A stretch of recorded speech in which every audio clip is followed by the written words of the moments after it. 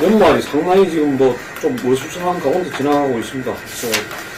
우선은 본격적인 논의에 앞서서 2014년 전국을 한번 되돌아보고 2015년을 이렇게 전망하는, 우선 2014년 좀 정리랄까요, 회고랄까, 또 평가랄까, 이런 걸 좀 말씀을 해주시고 본격적인 논의로 들어갔으면 합니다. 이집 도착하신 분들이 황장수 소장님이 제일 먼저 도착하셨습니다. 저는 지금 2014년에 주요한 사건이라고는 상반기부터 하반기까지는 세월호 사건의 처리 방안이나 후속 대책이 갈등을 빚으면서 9월 말까지 전국이 고려했다, 그렇게 봐야 될 것 같고, 그 다음에 이제 연말 노초가 들면서 무슨 사자방 국조라든지 예산 법안 이런 것이 문제가 되거나, 안 그러면 공무원 연금 개혁 이런 부분들이 화제가 될 거라고 봤는데, 뜻하지 않게 11월 말부터 이제 문수권 유출 사건이 화제가 되기 시작하면서 박근혜 정부에 굉장한 타격을 입고, 그리고 이제 지난주에 통신당 해산 현재 인용이 나오면서 결국은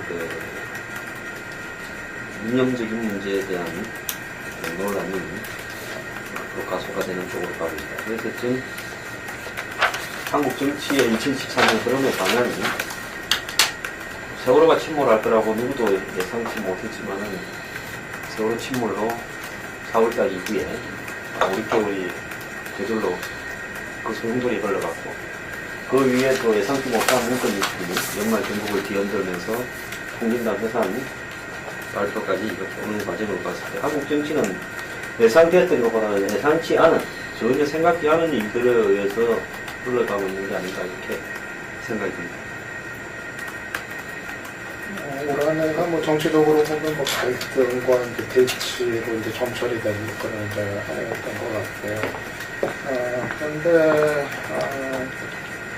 이제 돌아보면 먼저 세월호부터 해서 정민의 문건, 함은, 그래서 통합진보당 해산, 그런 이제 일련의 흐름들을 놓고 봤을 때, 현재 박근혜 정부의 리더십에서 드러난 문제가 그런 갈등의 사실상의 온상이 됐던 거 아닌가, 그런 판단이 듭니다. 세월호 문제 같은 경우도 물론 구조에서의 어떤 문제, 살릴 수 있었던 그런 인명들을 수장을 시킨 거기도 문제였지만, 더 이거를 사회적인 정치적 갈등으로 증폭을 시켰던 거는 그 이후 정부가 대응했던 어떤 모습, 태도, 여기서 오히려 더 갈등이 격화되는 내는 그런 문제를 드러냈었고, 그러니까 결국은 세월호 어떤 참사의 피해자들을, 국민들의 어떤 아픈 마음들을 껴안고 치유를 하는 이런 리더십을 전혀 보여주지 못해서 갈등이 증폭됐다, 이런 지적이 가능하겠고, 이 정인의 문건 또 문건 유출 파문 같은 경우도 사실 이거는 야당이나 반대자들이 제기했던 문제도 아니고, 이거는 전적으로 박근혜 대통령 주변에 있었던 사람들끼리 치고가 되면서 모든 문제들이 거기서 일어나서는 어떤 문제이기 때문에, 이거는 역시 지금 근본적으로는 박근혜 대통령의 어떤 불통의 리더십 폐쇄적이고 비밀주의적인 그런 국정 운영 방식이 초래하는 결과였고, 아마 이거는 지금 박근혜 대통령한테도 상당히 큰 타격을 입힌 그런 사안이었던 걸로 보입니다. 그리고 통합진보당 강제 해산 결정만 하더라도 그거 역시 국민의 선택에 맡길 수 있는 문제를 굳이 헌법재판소로 가져가가지고 정말 세계적으로 드문 그런 정당에 대한 어떤 강제 해산 조치를 끌어낸 거. 그러니까 이거는 결국은 많은 사람들이 더 받아들이기에는 이거를 정말 헌법의 해석의 어떤 차원에서 받아들이는 것이 아니라, 이를테면 어떤 정치적인 보복, 바로 통합진보당이나 이정미 대표가 워낙 대통령한테 미운 털이 박혀가지고 결국 정치보복 차원에서 이루어진 거라는 해석이 그대로 자리를 하고 있기 때문에, 전체적으로 올 한 해 있었던 갈등은 결국은 박근혜 정부의 리더십이 제대로 다른 방향으로 작동되지 못한 데서 이 사회 정치적 갈등이 아주 증폭이 되고 아마 지금 이와 같은 상황이라면 내년에도 이 같은 상황은 계속 이제 지속이 되고 아마 박근혜 대통령도 이런 리더십의 한계를 이제 드러내면서 일단은 뭐 다양 곡선을 이제 그리기 시작한 그런 단계로 본격적으로 진입하는 거 아닌가 봅니다. 저는 2014년은 한 3개 축에서 볼 수 있겠네요. 하나는 육사 지방선거가 나왔고 또 예상으로 크게 틀어졌던 730 제도를 놨고 여야 정당들이 흔드는 것을 봤던 하나. 그다음에 사회적 환경으로서 지적했던 3차 문제. 그 다음에 후반에 와서 나왔던 정의에 관련된 건 막판에 나왔던 총합진보가 해서 문제가 세 번째로는 우리나라 정치가 상대적인 것이긴 하지만 가장 핵심적인 변수는 역시 대통령의 출마로 갈등이 역시 2014년에 컸다. 또 세 분에서 말씀드리자면 우리 전역으로 육사 지방선거 앞두고 정당 세력들의 개편 문제는 먼저 야당의 문제였고 특히 안철수 신당이 등장하면서 야당이 복수로 등장했을 때 큰 고민이 됐다가 한국사회는 통합하는 양상이 됐었는데 이렇게 성과를 거두지 못했고요. 이후에 원내대표를 중심으로 뭔가 730 경호선 이후에는 그런 양상을 분배되는 서울 문제에 대처하는 대한 문제 그것만 잘하는 상태에서 역시 내년에 6.8일 전대를 앞두고 다시 한번 야당을 정리했던 상황인데 여당은 친박 중심의 한 1년 반 정당식을 꾸려오다가 민주당 공식을 꾸려오다가 김무성 대표제가 들어오면서 뭔가 방향 전환을 시도하는 느낌도 있었는데 사회 개헌 발언 충돌가 나서서 지금 납작 엎드리고 있는데 새해 되면서 다시 김무성 대표가 어떤 힘을 쓸 것인가 어떤 변화를 시도할 것인가 마지막 역시 정치라는 것이 상대적인 것이지만 한국 정치는 대통령이다라고 했었는데 박근혜 대통령 큰 부분 없고 전반기 때 내내는 서로 문제라고 전국 때 중반까지 같이 갔다 가요. 그런 상황이고 정의의 문구를 보자면 바로 직접적으로 이제 청와대와 관련된 문제 흔히 표현하는 그라운드 제로가 바로 청와대에 있다고 지금 상황이었는데 마지막 통합진보당 문제는 저는 박근혜 대통령이 어떻게 마지막을 정리했느냐에 따라서 파장은 달라질 수 있을 것이라고 했었는데 박근혜 대통령이 이것을 마지막 정리를 했고 이념적으로 정리를 해버리고요. 자유민주주의의 자유민주주의를 확고하게 지킨 역사적인 결정이다라고 해버려서 좀 아쉽습니다. 당일 결정된 날 제가 어느 방송에서 했을 때 박근혜 대통령께서 이것을 분단체제가 안고 있는 안타까운 현실이라면서 불가피했다는 정도로 그거는 좀 자세히 체크하면 좀 정리가 바람직한 방향으로 갈 것인데 그리고 또 이념 추진 방향으로 정리를 해버리지 좀 안타까운 부분이 있습니다. 그 인수위원회 시절부터 이렇게 이야기됐던 인사 문제. 그 인사 문제가 결국은 온 국민이 우려했던 대로 어떤 보이지 않는 비선의 문제다. 그 전에 어떤 대통령 측근 실세의 문제와는 조금 전혀 다르게 그때는 공식적인 또 공개적인 어떤 모습 속에서 그런 문제가 야기했던 사람이 나타나면 지금 전혀 보이지 않는 그림자 속에서 그런 부분이 있어 왔다라는 것이 이제 국민들의 여론에 의하면 한 60% 이상이 그렇다 이런 부분들이 나오는 것은 이전에 한나라당이나 새누리당 당 대표 시절에 그거하고는 전혀 다른 이렇게 대통령이 되고 나서는 변화가 있었어야 되는데 그 변화가 그대로 그냥 없이 그전에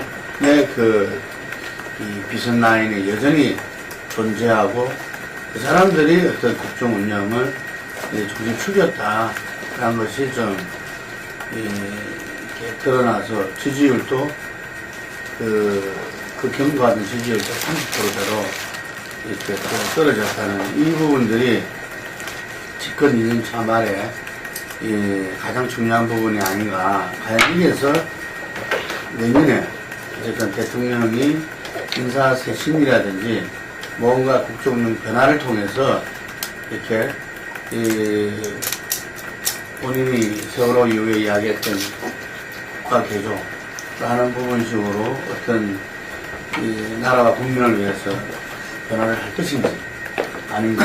이제 뭐 경제 살리기에 여러 가지 방법론에서는 문제도 많고 이런저런 의견도 있지만 어쨌든 간에 지금 경제는 IMF 때보다도 더 안 좋은 상황이고 이 경제를 살리기 위해서 여러 모색을 해야 되고 하는데 거기에서 가장 핵심적인 부분들이 말하자면은 대통령이 바뀌어야 대한민국이 산다. 지금 이런 이 명제 앞에 저는 우리가 놓여져 있다. 이 엄중한 상황을 갖다가 대통령은 지켜야 된다. 여러분. 올해 거래에서 야당 얘기도 좀 짚어야 될 것 같아요. 사실 이제 아까도 얘기했지만 이제 박근혜 정부의 리더십이라는 거는 이제 근본적인 한계에 이제 봉착을 했단 말이에요. 사실은 돌아보면은 뭐 박근혜 대통령이 이제 취임한 이후 지금에 이르기까지 생각을 해보면은 과연 이제 뭐를 했는가? 그야말로 떠오르는 게 없을 정도로 정말 집권 이대로 이제 2년이 다 돼가지만은 한 일이 뭐 거의 없다시피 한 거 아닌가.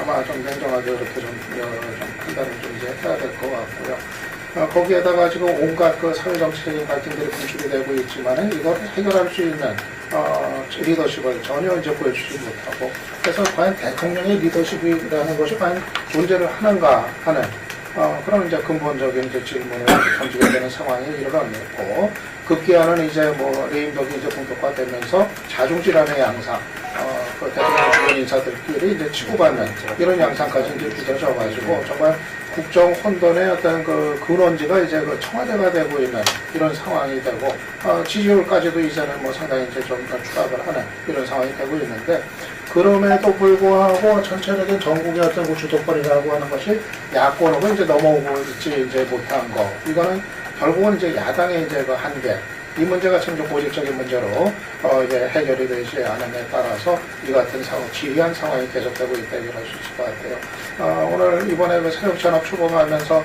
뭐 김한길 안철수 체제가 등장했지만은 이제 실패로 끝났고 그리고 지금 이제 비대위 체제로 새정치연합이 운영이 되고 있지만은 거의 뭐 지금 존재감이 없다시피 한 아무런 지금 뭐 어떤 그 전국의 변수가 되고 있지 못한 이런 상황이 되고 있기 때문에 결국은 지금 한쪽에서는 박근혜 대통령은 하강 곡선을 그리고 있는데 결국은 이제 야당이라는 문제에 이제 봉착을 또 해가지고 결국은 어떤 그 전국의 근본적인 흐름이 변하지는 못하고 있는 이런 그 상태가 내내 지속되고 있다고 얘기할 수 있습니다. CES 내십니까? 예. 40분에 끝나는데 지금 날짜가 정확하게 기억이 안 나는데 며칠 전에 이제 헌재에서 그 통합진보당 19일날 예. 해산 결의를 좀 해놓고 이 부분이 앞으로 이제 연말 정부 내년까지 이어지면서 계속 어떤 그런 파장을 불러일으킬 거로 예상이 됩니다. 야권과 시민사회가 상당히 거세게 반발하고 있고 또 그보다 더 큰 그거로 이렇게 공안 정국 내지는 종북 공세가 이어지지 않겠나 이렇게 보는 것 같습니다.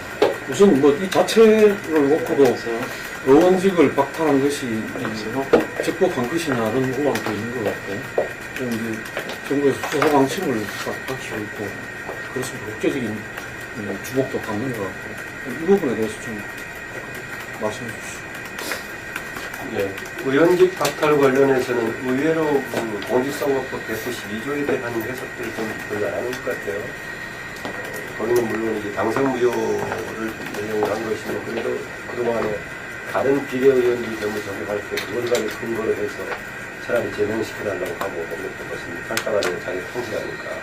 그리고 그 법조항에 따른다면 현재 당이 해산했을 경우에는 국회의원들 지휘하고는 상관이 없는 건데 이번에 선관위 해석은 거기서 해산의 의미는 자진 해산을 의미한다라고 판명을 좀 시켜서 해석하는데 이 조항에 대한 좀 논박은 좀 없는 것 같은 느낌이 들긴 합니다. 지금 파장은 저는 경우에 따라서는 이게 정부에서 수습하는 방향으로 갔다면은 저는 조금 단기적으로 일회성 사건으로 좀 그칠 가능성이 있다라고 좀 봤습니다. 왜냐하면 일단 헌재가 결정한 것이기 때문에 야당에서 헌재 결정을 가지고 문제를 조금 삼기는 쉽지는 않을 것이다. 불만은 좀 표출하더라도 더구나 이게 결정 해산 자체에 대한 불만하고 통합진보당에 대한 선호하고 같이 딱 구분해서 말하기 어렵거든요.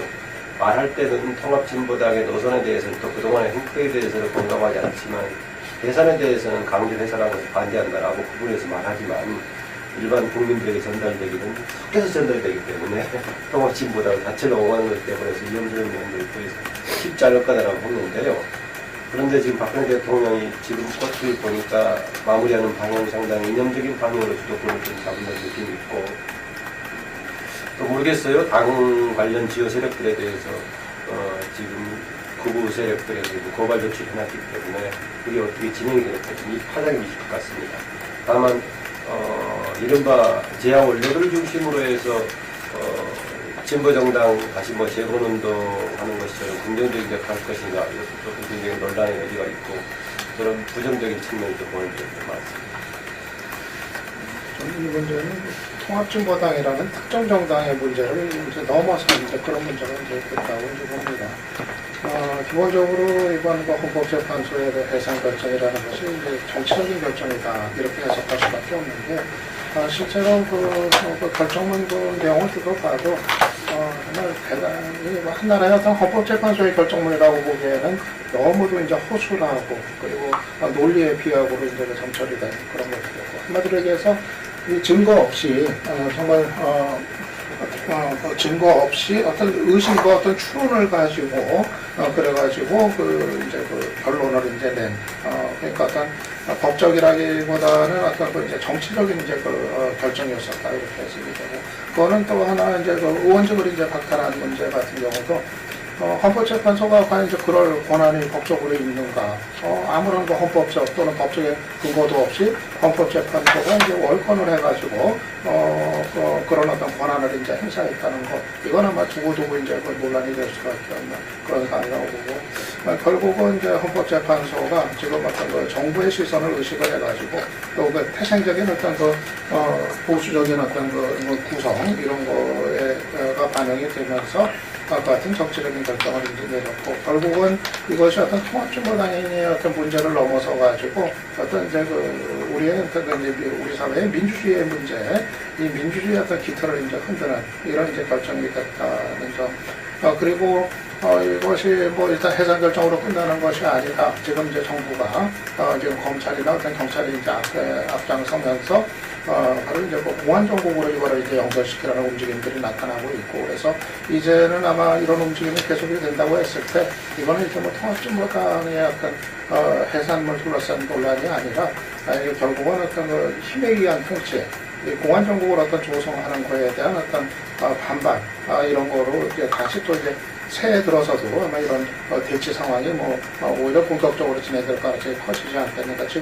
지금은 이제 제1야당이 전당대회 앞두고 있기 때문에 대열이 정비가 안 돼가지고 지금 거의 목소리도 내지 못하고 있는 그런 형편이지만, 거기는 거기대로 또 이제 누가 되든 간에 당권이 이제 새 당권이 들어서고 그러면은 아마 그때는 또 이 전국의 흐름도 좀 달라지지 않겠나 이렇게 봅니다. 저는 통합진보당 사태를 보는 부분에서요, 보수 쪽에 있다 보는 게 아니라 한국 사회에 제대로 된 서구식 진보를 가기 위한 일종의 외부의 어떤 압력에 의한 정리다라고 보고 있습니다. 저는 한국 사회에서 80년대 초중반 이후에 NL 주사가 대학에 붙은 이후에 사실상으로 학생운동, 그 다음에 사회제야운동, 또 정당운동에 있어서 북한과 관련되는 문제가 거의 핵심적인 부분이 되고, 그 외에 어떤 같이 비치는 민중의 경제, 사회, 정치적인 일치 향상을 위한 한국 사회에 맞는 어떤 정신적 대안은 구체적인 문제가 되어야 된다. 그래서 한국의 흔히 진보나 좌파, 진영을 대변하려면 북한에 대해서 NL 주사와 크게 동떨어진 의견을 제시할 수 없는 사실상 말을 못하는 사회 분위기가 되어버린다라는 부분에 대해서 좀 굉장히 문제가 있었다고 생각하고 있습니다. 그렇기 때문에 이런 부분에 있어서 북한에 의한 영향력이 직간접적으로 한국 사회의 진보 진영이나 심지어 합법적인 정당에도 미치는 효과가 굉장히 강하고 그 부분이 제1야당에조차도 영향을 미쳐서 일정한 수준의 이 한국 사회의 야당 그리고 또 제야사회단체, 진보 정당의 그런 분위기가 다 있기 때문에 한국 사회에서 뭐 예를 들어서 서구식 사회민주주의를 주장하는 사람이 사실상 발을 붙일 수 없게 만드는 분위기가 있었다고 봅니다. 그런 입장에서 외부에 의한 어떤 충격이 그것이 뭐 바라보는 어떤 시각에서 뭐 파슈식 해체다 어쩌다 파시즘식이다 이렇게 바라볼 수도 있겠지만은 내부적으로 정리가 안 되는 데서 외부 정리에 의해서 실제로 종북 세력을 정리하고 새로운 어떤 진보가 출발할 수 있는 좋은 계기가 될 수도 있다. 이런 부분에서 한국 사회 지식인들이 좀 많이 반성을 해야 된다고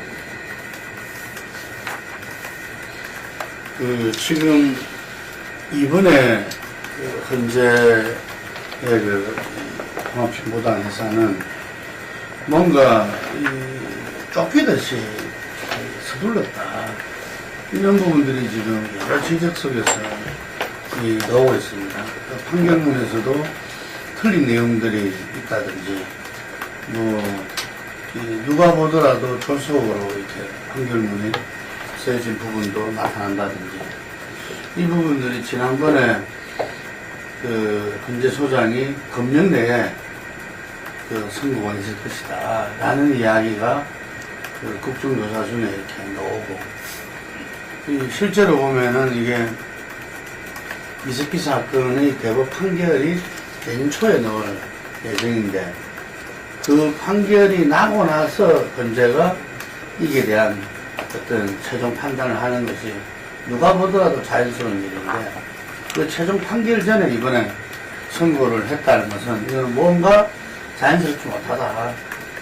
이 부분은 아마 추정컨대 3년차를 맞이해서 기존에 있던 이 혼란의 여러 가지 부분들, 지금 이제 정윤회 문건 비선 실세 국정농단 부분들도 29일께 수사 결과 발표가 나온다 그러고, 이번에 세월호 부분들도 어쨌든 간에 세월호 3법을 갖다 국회에서 통과시켜냈고,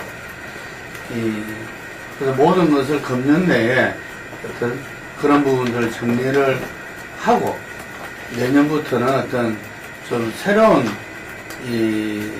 기운으로 국정 운영을 해내겠다 하는 그런 대통령의 강력한 의지가 저는 이번에 헌재가 결정을 갖다가 연내에 서두르게 했다 이렇게 보여집니다. 그러다 보니까 사실 판결문에서도 이 판결로 인해서, 이 결정으로 인해서 어떤 여러 가지 이념적인 어떤 이 갈등 문제를 우려하는 부분들이 써놨어요. 그 부분에. 그런데 그 우려하는 부분과 정반대로 새로운 공안정국이 도래했다 할 정도로 상당히 그게 좀 현실화되고 있다. 이번에 제가 아까 처음에 말씀드린 어떤 인사 문제로 인해서 어쨌든 대통령이 어디 있느냐, 국민이 대통령을 걱정해야 되는 어떤 그런 상황에 왔다. 그랬지만 또 한편으로는 유감없이 보여준 게 정말 우리 대통령은 무섭다.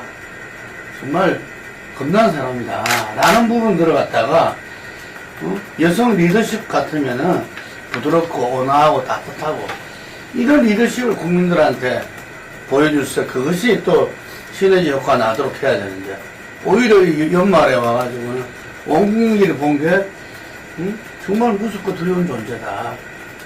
그걸 갖다 유감없이 지금 또 발휘하고 있는데, 그래서 다시 한 번 더 봤을 때 정말 대통령이 변하지 않으면 안 된다.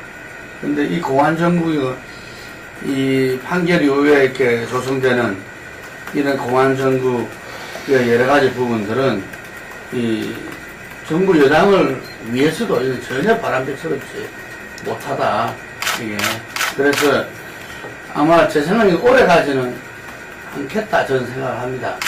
이 지금 현재 이 분위기를 갖다가 좀 이렇게 이 정리하기 위해서 필요한 부분이지 뭐 신공화국 정국을 현재 조성해봤자 결국은 부메랑처럼 자기들한테 올 것이라는 걸 알기 때문에 아마 이 뭐 내년에도 계속적으로 이러한 흐름을 갖고 가지는 않을 거다.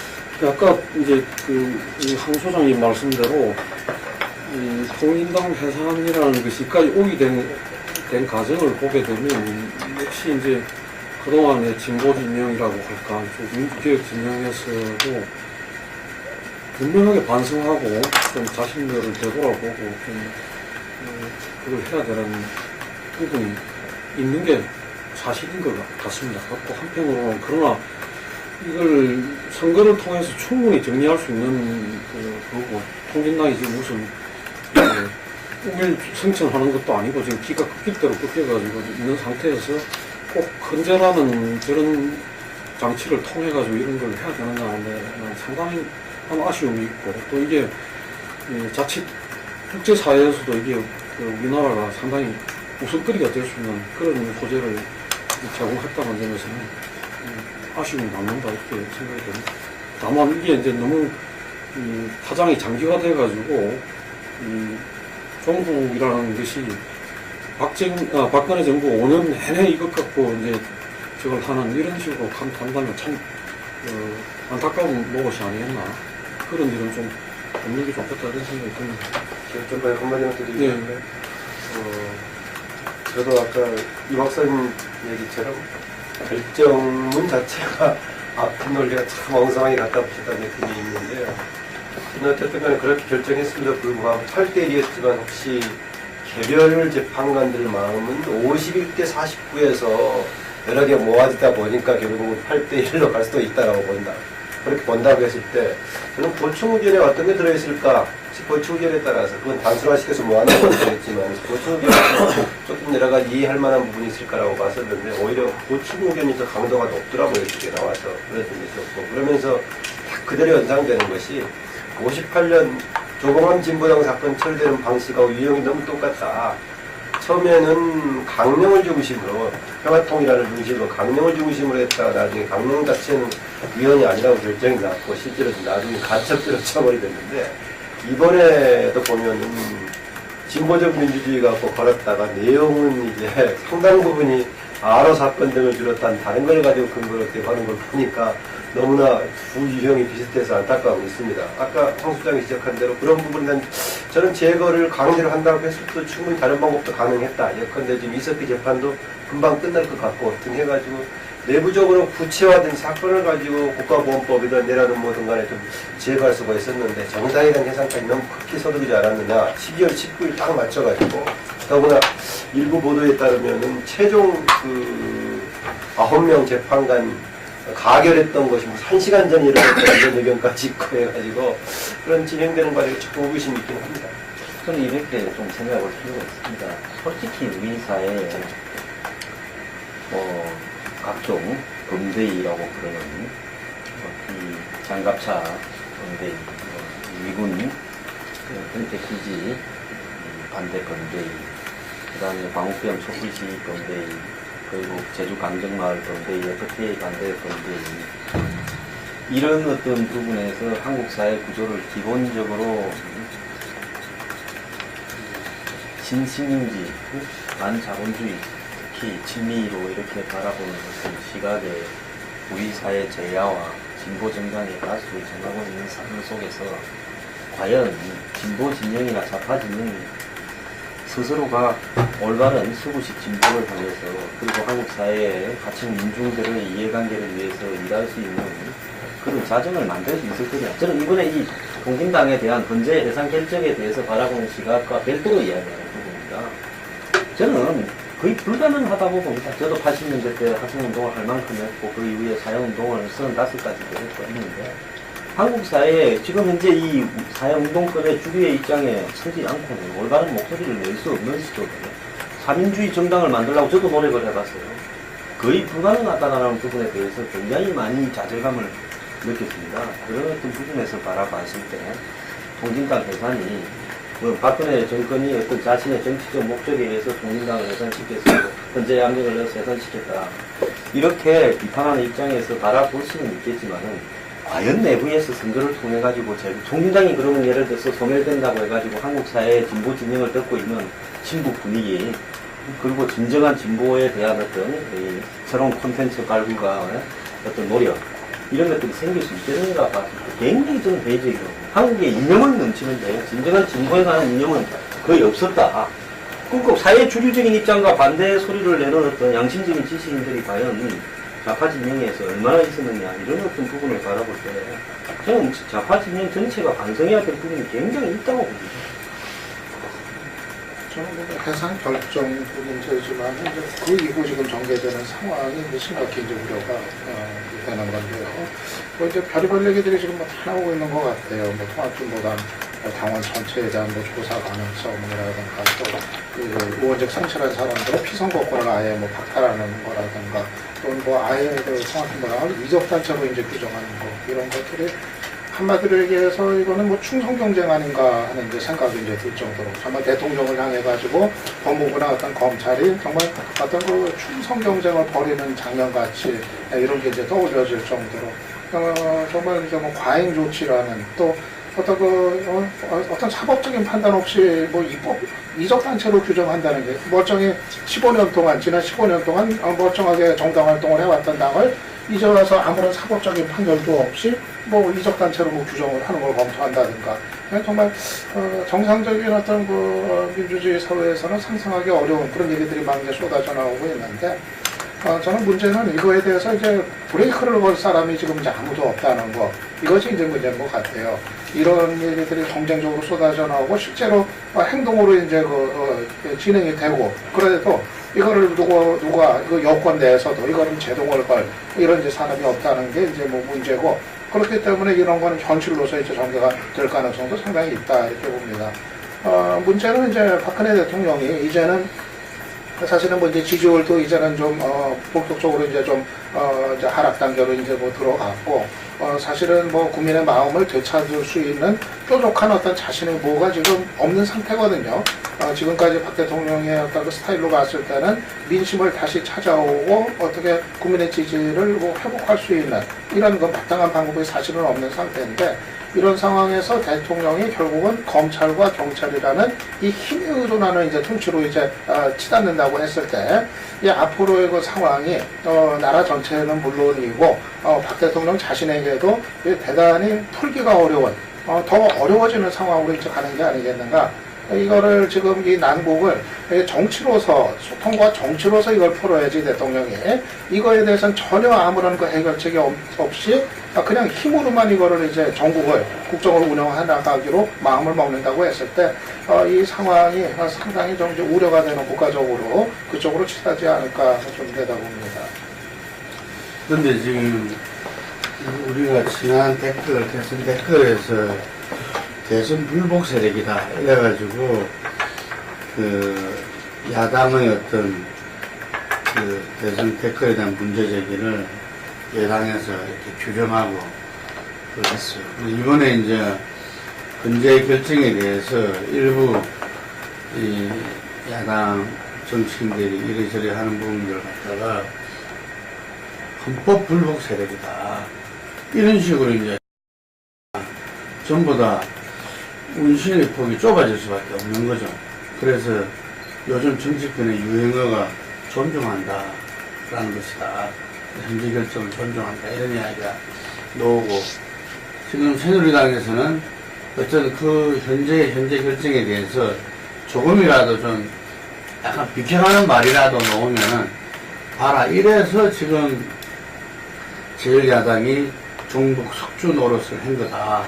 그래서 종북 숙주로 노릇도 규정하고 공격하고 이러다 보니까 지금 이게 대해서 제대로 이야기하지 못하는 거예요. 지금 이제 저는 이게서 이야기했던 그 진보적 민주주의 예를 들면 그게 뭐 이 김일성 이 주석이 뭐 이야기를 했던, 누가 이야기를 했던, 진보적 민주주의가 기본적으로는 이런 건데, 예를 들면은, 그거는, 예를 들면 자본주의를, 뭐 수중 자본주의 개념하고, 뭐 얼핏 보면 비슷할 수도 있어요. 자본주의 문제를 해결하기 위한, 그 부분을 전 세계적으로 우리가 이 교과서에서 배웠던 어떤 뉴딜 정책을 루스벨트 대통령이 했던 게 어떤 면에서는 진보적 민주주의다. 이렇게 다 모든 문헌에도 나와있고 이렇다는 거죠. 근데 그런데 이쪽에서는 이걸 이렇게 했다. 이렇게라도 명시해서 됐다. 그런데 이 강령은, 다 지금 언론에서도 지금 나오고 있지만, 민노당 시절에 자기들이 의회에 진출하면서 사회주의란 강령이 부담스러우니까 이것을 바꾼 거란 이야기죠. 그걸 그대로 가져온 거고. 그러면 이 부분이라도 저는 이 학자들은 이렇게 또 언론은 이렇게 서른 데가 있어요. 그러면 어쨌든 간에 이 갈등을 갖다가 해결하는 것이 정치의 본래의 어떤 도구고 본능이고 그걸 행하는 게 정치인이라면 저는 이 여당 내에서도 야당 내에서도 이 문제에 대해서 진보적 민주주의란 이런 건데 저쪽에서는 이런 식으로 맞다 이렇게 말하든지 예를 들면은 뭐 이렇게 돼야 된다 아예 그 부분에 대해서 이야기하는 정치인이 여야 다 없다. 이건 마치 메카시즘이 강풍을 일으킬 때 그 옆에라도 가면 난리 나니까 이렇게 피할 수밖에 없는 그게 규정되면 죽으니까 사실 여부와 상관없이 그때나 마찬가지 어떤 그 분위기다. 이 지금 21세기에 와가지고 이 정부와 사회가 이렇게 지금 온 국민들이 다 이 지식과 정보를 갖고 있는 데서 너무 무섭다 저는. 그래서 차제에 저는 금방 이야기한 대로 뭐 진보 좌파 세력이 새롭게 거듭나야 된다 이야기를 그 한국 지성이 뭐 그거 해야 된다 이런 이야기를 했지만 저 그 부분에 동의해요.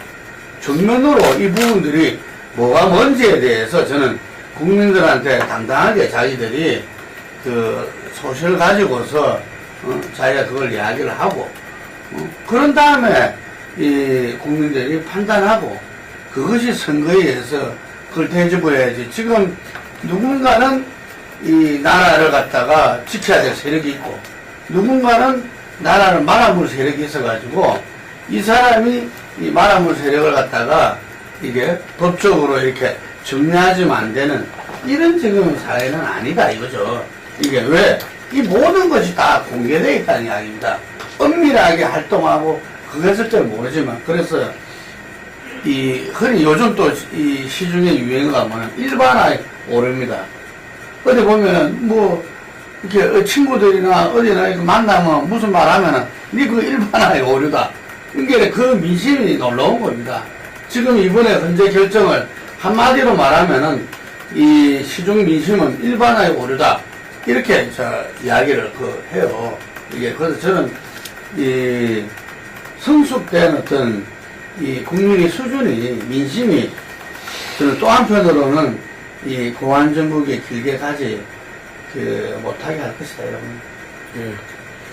뭐 여러 가지 우려와 함께 또 이 가제도 좀 말씀을 해주신 것 같습니다. 조금만 더 말씀드립니다. 헌재의 판결에 대한 부분에 대해서 조롱하거나 비난하거나 비난을 하는데, 자, 노무현 대통령 때 193명이 국회의원이 대통령 탄핵을 요구했습니다. 그것이 뭐, 예를 들어 탄핵가 이유였느냐, 이유지 않았느냐는 별개로 하고 있고, 2명만 반대했고, 나머지를 기권했죠. 그래서 국회의원 다수가 탄핵을 했습니다. 그건 선출받은 권력이죠. 근데 헌재 9명 중에서도 뭐 절반쯤은 탄핵을 찬성했고 일부는 반대를 했는데 결국은 6표가 안 나왔다는 겁니다. 그래서 몇 대 몇인가를 밝히지도 않고 굉장히 비겁한 행동이죠. 누가 찬성했는지 누가 반대했는지를 사상 초유로 감춘 채로 그 탄핵 소추를 갖다가 기각을 했습니다. 국회가.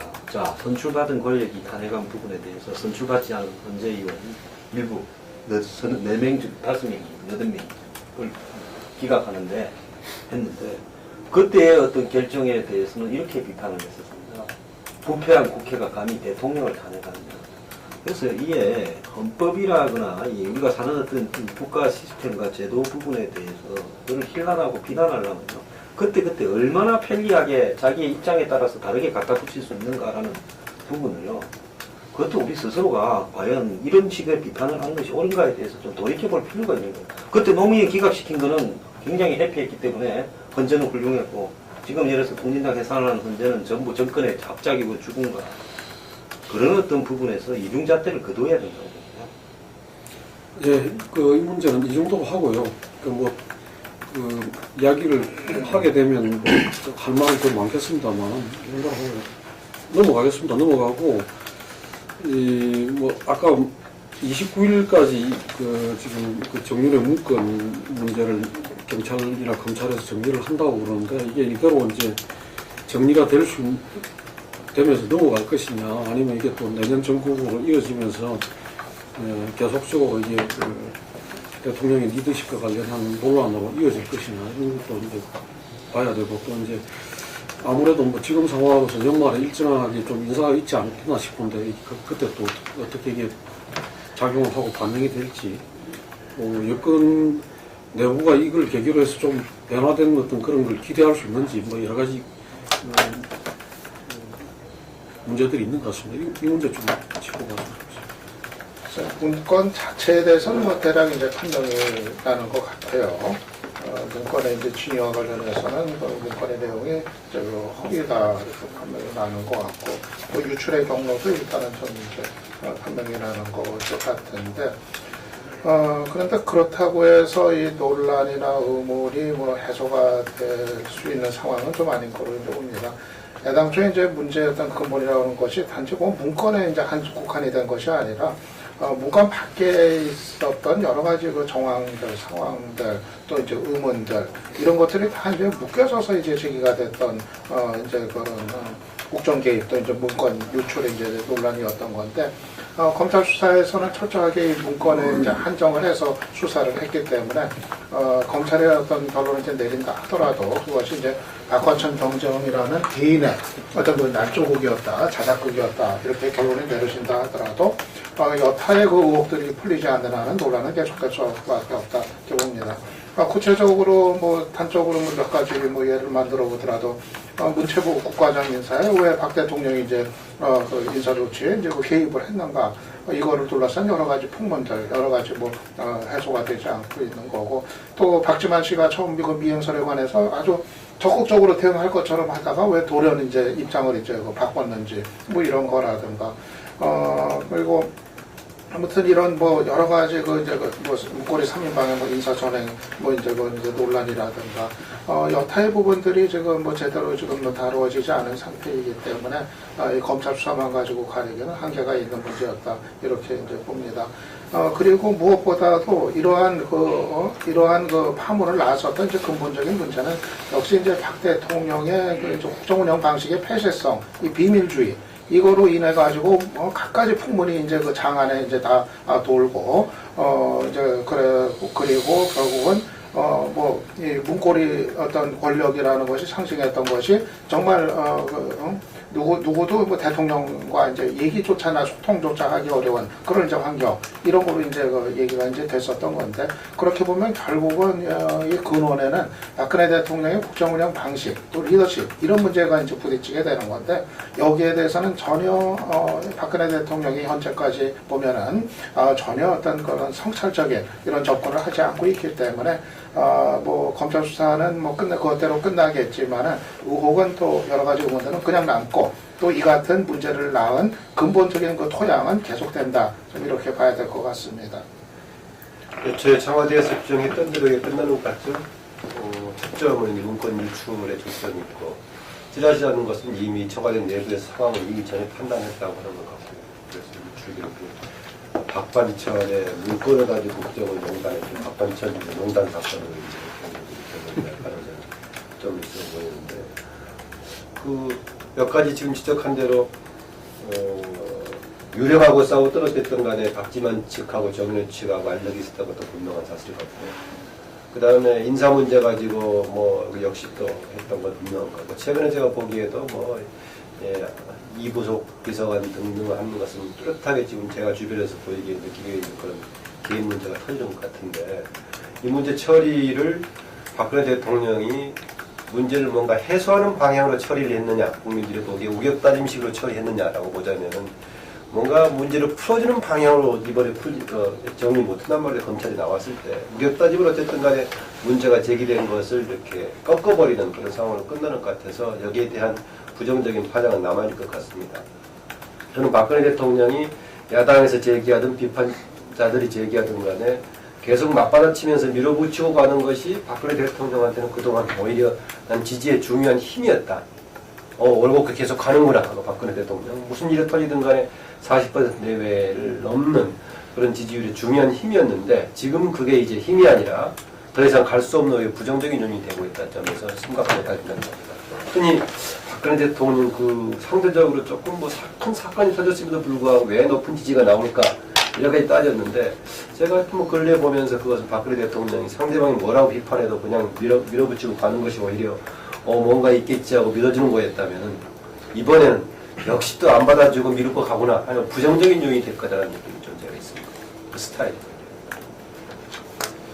권력의 지지 기반이 굉장히 협소해지고 소수에서 움직여진다는 것은 여건이나 보수 진영 일각에서 양식이 있는 사람들은 공통적으로 느끼는 부분이라고 보고요. 뭐 그렇게 하더라도 어쨌든 국가를 제대로 끌고 간다면 그것도 통치 방법은 방법인데, 과연 지금 이 한국이 안팎으로 직면해 있는 그런 위기나 지금 현재 이 한국의 이 국가 규모에서 저런 식으로 계속적인 성공적 운영이 가능할겠냐 하는 측면에서는 부정적으로 바라보는 시각이 많은 것 같아요. 특히 이제 이 부분에서 굉장히 중요한 부분은 박근혜 정권 1년 차에서의 움직임과 2년 차에서 움직임이 확연하게 달라지고 있다는 부분입니다. 1년 차에서는 어떤 형태로든 사회개혁, 대척결이 굉장히 중요한 이슈였다. 원전, 비리, 그 다음에 탈세, 역의 탈세, 주가 조작, 그 다음에 철도 마피아, 철피아, 척결 같은 전두환 노태우 추징금 문제라든지, 사실 뭐 국민들이 경제적으로 확연하게 잘 살 수 있다는 미래를 제시하지 못할 바에야는 우리 사회에 누적되어진 그 적폐라고 불리우는 그 폐단들, 즉 시스템을 갖다가 투명하게 성민사회로 가기 위해서 고치는 부분이 국민들에게 카타르시스를 충분히 줄 수는 있다고 봅니다. 또 그것이 뭐 낭비적인 게 아니라 선진사회로 가기 위해서 해결돼야 될 과제라고도 보거든요. 그래서 이제 1년 차에는 70% 가까운 지지치까지도 올라갔었는데, 그때가 박통이 가장 지지를 많이 받을 때예요. 근데 2년 차에 들어오면서 이 경제를 바라보는 시각에 있어서 박통이 대선 때 내걸었던 경제개혁, 경제민주화라고 부르는 부분이 확연하게 후퇴를 했고, 일본의 아베노믹스를 본뜬 소규모의 부양정책 초이노믹스라든지, 또 뭐 재벌들이 그 적은 돈으로 정권의 생색을 낼 수 있으면서 결과는 모호한 창조경제라든지, 이런 부분으로 회전을 선회를 하면서 실제로 이 경제를 바라보는 시각에서도 한국 경제의 이 고질적인 문제들, 즉 구조 개혁이나 시스템 개혁에 대해서는 눈을 좀 감는 양상이 나타났고요. 이런 부분이 아마 내년에 2015년에 박근혜 정권을 가장 뒤흔들 문제는 뭐 정치적이거나 공안이거나 뭐 야권의 반대나 이런 문제가 아니라, 제가 볼 때는 경제, 3년차에 이르렀을 때 경제가 어떻게 되느냐라는 부분이 박근혜 정부의 평가에 가장 중요해질 거라고 봅니다. 일반 국민들은.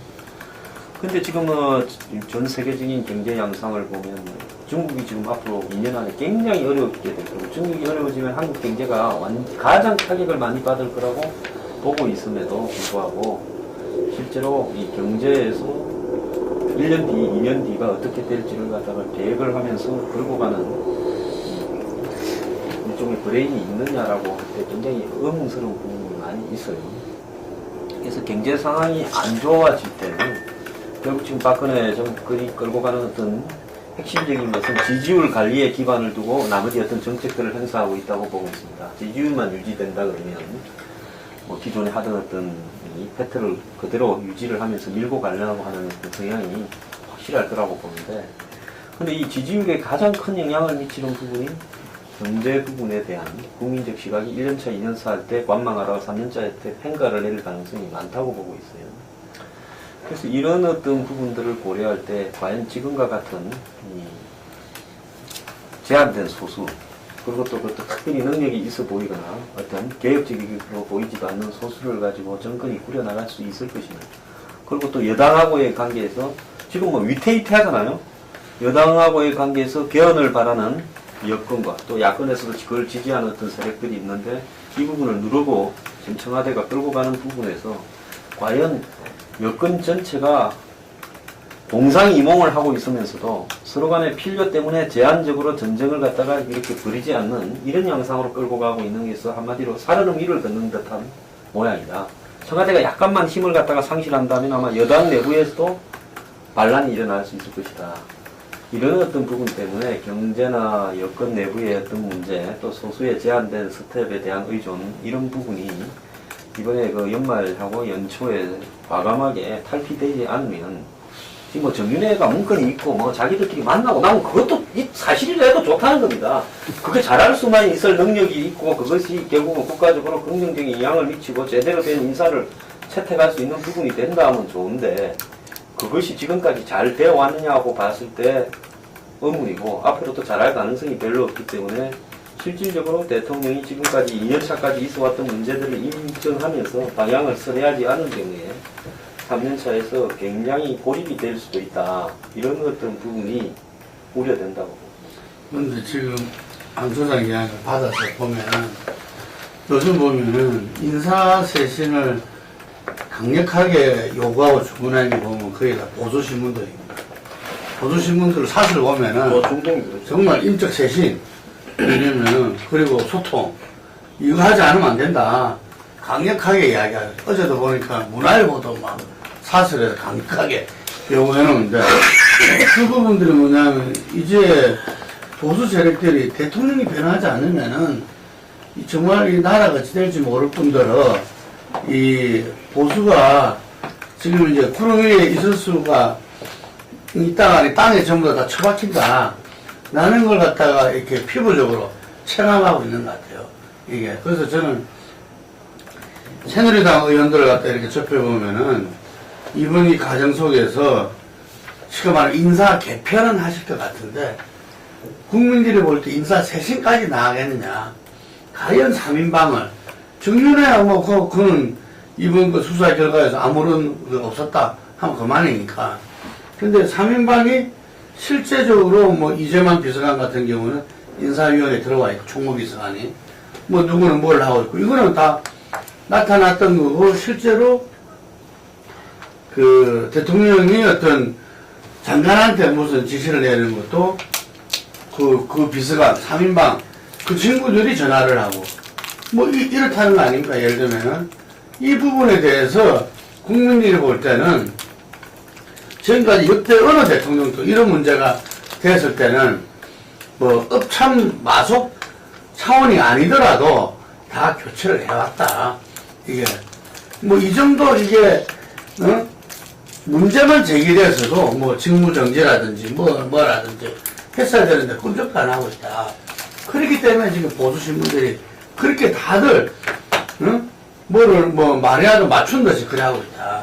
그래서 저는 어떤 면에서는 대통령과 그리고 이 보수 세력 간에 있어가지고 정말 이 내부적으로는 이 국정운영 방식을 놔놓고 한판 승부가 지금 벌어지고 있다 이렇게 봅니다. 그런데 이 우리 박근혜 대통령은 어느 대통령보다도 아주 독특한 캐릭터와 그 성장 과정이 있는 분이기 때문에 그분의 소신은 이렇게 뭐 철학 정도가 아니라 저는 체질화되어 있는 부분이다.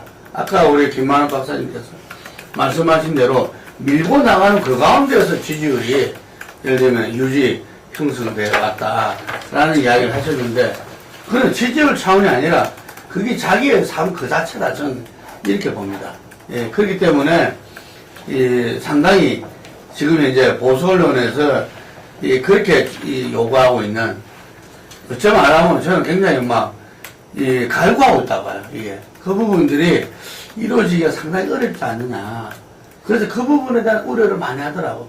그리고 실제로 만약에 그래 됐을 때, 대통령이 지금까지 한 거의 17년 얼마를 갖다가 그 친구들과 함께 보조를 받으면서 이렇게 이 한 몸처럼 이렇게 돌아왔는데 그 친구가 없어져 버리면은 그 친구들이 멘붕 상태 가는 거 아니냐. 이런 우려도 많이 하더라고요. 그래서 저는 제가 생각할 때 그 해법은 그 부분들 갖다가 정면으로 국민들한테 허심탄회하게 이야기를 저는 하면은 그걸 갖다가 나갈 수 있다고 봅니다. 그래서 이게는 대통령이 그런 지난 그 아버님이나 어머님의 그런 불행한 역사 때문에 사람들을 기본적으로 못 믿는다, 이게 신뢰하지 않는다 라는 데서 출발했다고 하는데 이제 역사 국민을 좀 믿었으면 좋겠어요. 믿고 야당도 지금 우리 대통령이 성공한 대통령을 바라는 데서는 한 뜻이다. 저는 이 부분을 가감하게 믿고 정말 보수 언론에서 지금 이제 갈구하는 대로 인적 쇄신과 국민과의 소통에 정말 나서야 될 텐데 걱정입니다. 저는 박근혜 대통령이나 예전에 얘기했는데 안 바뀔 거라고 봐요. 박 대통령이 바뀌면은 박근혜가 아니죠. 바뀌네. 아까 이제 김동구 대표가 대선 슬로건이었는데 이제 독특한 캐릭터 그리고 이제 성장 과정에서 형성된 어떤 그런 자기들의 이제 내면 이런 걸 놓고 봤을 때 다른 일반적인 정치 리더들하고 좀 특수한 그런 것들이 아무래도 좀 많이 섞여 있는 것 같아요. 그렇기 때문에 박 대통령이 갖고 있는 이제 치명적인 이제 결함이라고 하는 것이 저 보건대는 이제 성찰 능력의 부재, 그리고 이제 공감 능력의 부재, 이것이 이제 없다는 게 사실은 대통령으로서 이제 치명적인 이제 결함이다 생각이 되는데 그것이 과연 달라질 가능성이 있을까? 현재로서는 상당히 희박하지 않을까? 그렇게 이제 봅니다. 그렇기 때문에 그 문제가 해결되지 않는 한에 있어서는 박 대통령이 앞으로 갈수록 계속 이제 불안정한 상황에 더 이제 몰릴 수밖에 없지 않겠는가 이제 우려가 되는 거고 아까 이번에 조중동 이제 얘기도 나왔습니다만은 이번에 조중동이 그렇게까지 문건 파문 과정에서 아주 신랄하게 이제 강도 높은 비판을 했던 거 특히 조선일보 보면 그냥 박 대통령의 불통에 대해서 아주 그냥 신랄하게 그냥 비판을 하고 아주 절망적인 그런 이제 판단도 내놓고 막 이제 그랬는데 그게 결국은 이제 보수냐 진보냐를 지금 넘어서 가지고 대통령이 지금의 어떤 문제의 핵심은 이제 무능, 대통령으로서 이제 무능. 그 한마디로 얘기해서 이제 말이 안 통한다 이거 아니에요? 그러니까 말이 안 통하고 이제 불통이고 뭐가 얘기가 서로 안 된다 하는. 가장 이제 어떻게 보면 기본적인 부분에서 지금 보수 진보를 넘어서서 그런 어떤 답답함을 지금 토로하고 있는 상황인데 문제는 아까 얘기처럼 박 대통령이 과연 바꿀 수 있을 것이냐 아마 당장 이런 파문을 거쳤으니까 제한적인 어떤 인사 개편은 있을 수가 있겠지만 정말 이걸 어떤 쇄신의 의미를 부여할 그런 변화를 못할 가능성은 희박하지 않겠나 그렇게 보면 결국 내년 들어가더라도 오히려 박 대통령의 이 불안정성 이런 거는 더 심화되는 쪽으로 가고 그리고 새누리당 같은 경우도 지금까지 이제 숨죽이고 있었지만 박 대통령이 계속 하락 추세로 간다. 그때 했을 땐 이거 도저히 이대로 놔둬서는 안 되겠다. 그런 어떤 판단이 설 때는 아마 김무성 대표 등이 아마 내년 한 하반기 정도 총선 앞두고서 총선 이전 하반기 정도 되면은 이제 자기 목소리를 내고 그러면서 아마 여권 내 어떤 권력 투쟁이 이제 가시화되는 그런 단계로 조만간 가지 않을까 그렇게 봅니다.